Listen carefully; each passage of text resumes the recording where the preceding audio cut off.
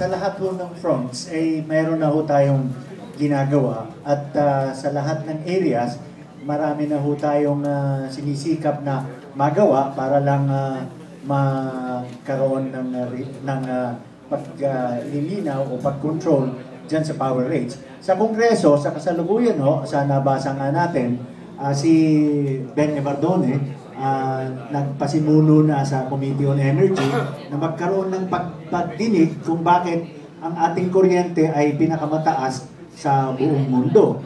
Kung naalala po natin, last week si Camentong may ipinakita sa atin na pagsusuri ng kanyang grupo ng Sulo na nagpapakita na ang kuryente natin ngayon ay nasa 28 US cents per kilowatt hour.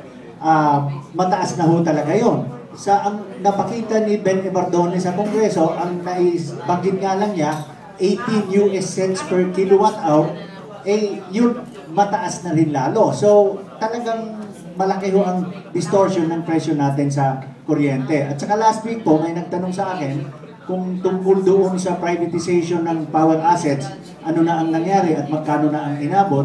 Hindi ko po nasagot last week, pero nalaman po natin sa hearing sa Kongreso na halos 90% mahigit ng assets have already been privatized at naibenta na ng sa halaga na halos mahigit $10 billion. Pero yung pagkakautang natin sa power-related mga liabilities ng gobyerno ay nananatili pa rin sa 16 billion US dollars. So nagtataka ho yung tao na privatize na yung assets na dapat pansagot sa pag-uutang na yun, 10 billion na yung naibenta, ang utang ay nananatili pa rin halos sa 16 billion US dollars. So yun na ay isang malaking pananagutan ng mga tao sa gobyerno na nagpapalakad ng privatization.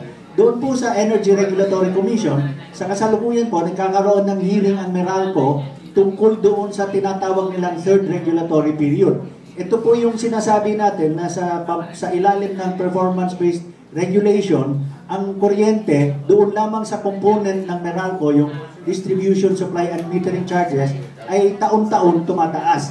At noon po dati, bundled do lahat ng rates, isang rate lang yan para sa lahat ng service components. Ngayon, in-unbundle, kaya ang pagproseso at pag-approve, hiwa-hiwalay na. So hiwa-hiwalay na rin yung pagtaas. Pag in-aggregate mo, umaabot tayo sa talagang napakataas na kuryente. Yan po ay ating nilalabanan at tinututulan sa ERC. At ang isa hong magandang balita dyan, sumulat na tayo sa Solicitor General at ang Solicitor General mismo ay nangangako na sa kanyang papel bilang People's Tribune, siya po ay tutulong sa mga consumers para maging maayos yung pag-review, pag-revisa ng mga rate applications ng Meralco. So, sa Kongreso po, sa ERC, dito naman sa advocacies, ito pong mga forum na ganito, ito yung pagkakataon namin na madala sa tao yung mga usapin tungkol sa kuryente po.